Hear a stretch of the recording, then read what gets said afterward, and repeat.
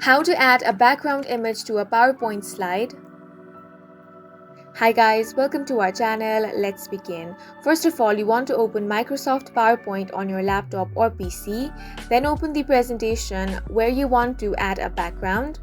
Here you have the text, and now if you want to add the background, you want to click on the insert option. Now select picture. You can upload it either from this PC or online. Select the picture and click on the open option. Now you want to adjust this picture so that it can form the background.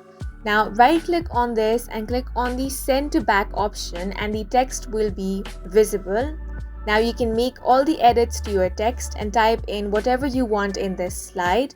If you want to make any changes with the picture, right click on it and select format picture option. On the right hand side panel, you have different settings that you can use on your picture. If you want to make your picture more transparent, you can simply drag the slider and make it more transparent. You also have other settings such as size, where you can adjust the height and width. You can also adjust the sharpness or brightness of the picture.